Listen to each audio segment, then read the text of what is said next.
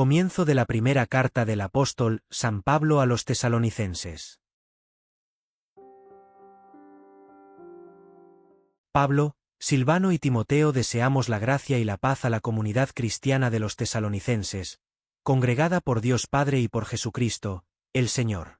En todo momento damos gracias a Dios por ustedes y los tenemos presentes en nuestras oraciones.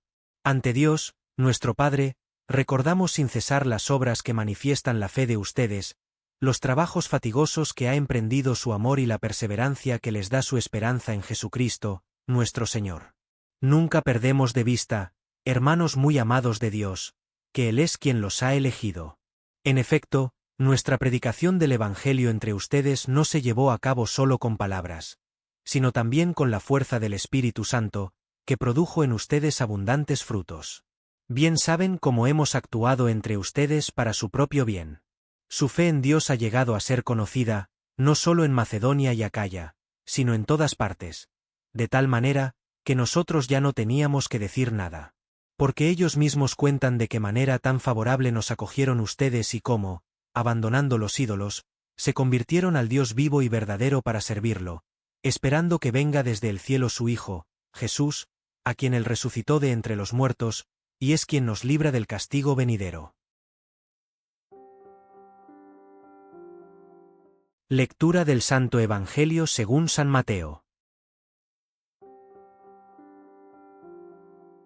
En aquel tiempo, Jesús dijo a los escribas y fariseos: «Ay de ustedes, escribas y fariseos hipócritas, porque les cierran a los hombres el reino de los cielos. Ni entran ustedes ni dejan pasar a los que quieren entrar. Ay de ustedes, escribas y fariseos hipócritas, que recorren mar y tierra para ganar un adepto, y cuando lo consiguen, lo hacen todavía más digno de condenación que ustedes mismos.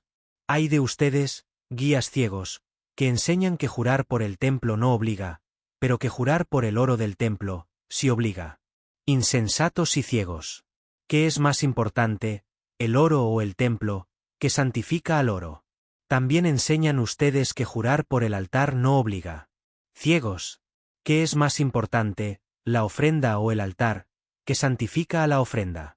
Quien jura, pues, por el altar, jura por él y por todo lo que está sobre él. Quien jura por el templo, jura por él y por aquel que lo habita. Y quien jura por el cielo, jura por el trono de Dios y por aquel que está sentado en él». La palabra de Dios que hoy meditamos nos transporta al corazón de la primera comunidad cristiana, donde el fuego del Espíritu ardía con intensidad purificadora. En estas palabras de San Pablo a los tesalonicenses descubrimos el retrato de una auténtica comunidad de fe, un modelo que interpela nuestra propia vivencia cristiana. Pablo no comienza con reproches ni correcciones, sino con acción de gracias. Reconoce en esta comunidad tres virtudes teologales encarnadas: una fe que se manifiesta en obras, un amor que se traduce en trabajos fatigosos, y una esperanza que produce perseverancia. Esta tríada no es teoría piadosa, sino realidad transformadora. Los tesalonicenses no habían recibido solo palabras, sino la fuerza del Espíritu Santo que produce frutos abundantes. Que contraste con nuestra tentación constante de reducir la fe a ideas, a cumplimientos externos, a adhesiones intelectuales. La fe que celebra Pablo es una fe que se ve, que se palpa en la vida concreta. Por eso se ha hecho conocida en todas partes, no por propaganda, sino por el testimonio irresistible de una comunidad que ha abandonado los ídolos para servir al Dios vivo. El abandono de los ídolos resuena con particular actualidad. Nuestros ídolos modernos quizás no son de piedra, pero son igualmente exigentes. El poder, el éxito, el placer, la indiferencia. Convertirse al Dios vivo significa desalojar estos falsos dioses que ocupan el centro de nuestra existencia. Pero la conversión no es solo abandono, es también orientación hacia una esperanza concreta, esperando que venga desde el cielo su Hijo. La esperanza escatológica no es evasionismo, sino la fuerza que sostiene el servicio cotidiano. Quien espera la venida gloriosa de Cristo vive de otra manera en el presente. Esta carta nos cuestiona severamente. ¿Nuestra fe es tan visible que los demás ya no tenían que decir nada? ¿Nuestro amor cansa por su entrega generosa? ¿Nuestra esperanza activa nos mantiene vigilantes en la espera del Señor? Las palabras de Jesús que hoy contemplamos nos sitúan ante uno de los juicios más severos pronunciados por el Señor. No se dirige aquí a pecadores públicos o indiferentes, sino a los más religiosos de su tiempo, a aquellos que ocupaban lugares de autoridad espiritual. Este pasaje nos confronta con el peligro siempre actual de reducir la religión a una cáscara vacía, donde la observancia externa oculta el vacío interior. 3 ayes pronunció Jesús contra los escribas y fariseos, y en ellos descubrimos 3 tentaciones que también nos acechan. El primer ay denuncia el escándalo de cerrar el reino. ¡Qué terrible paradoja! Los encargados de abrir las puertas de la salvación se convierten en obstáculo. Cuando la religión se convierte en sistema de control, cuando imponemos cargas insoportables a los demás mientras nosotros no las tocamos, traicionamos la esencia misma del Evangelio. La verdadera autoridad espiritual siempre facilita el encuentro con Dios, nunca lo complica. El segundo ay desenmascara el proselitismo vacío.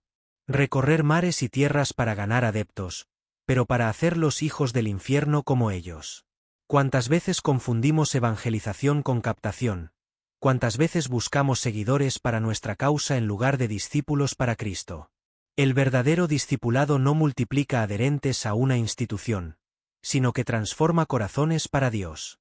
El tercer ay revela la ceguera de quienes pierden el sentido de las proporciones. Discutir sobre qué juramento es más válido mientras se olvida la santidad de Dios mismo. Preocuparse por el oro del templo más que por el Dios que habita en él. Esta es la tentación constante del ritualismo. Perdemos de vista al dueño de la casa mientras pulimos los detalles de la decoración.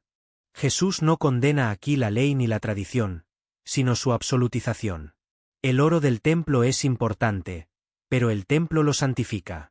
La ofrenda tiene valor, pero el altar la consagra.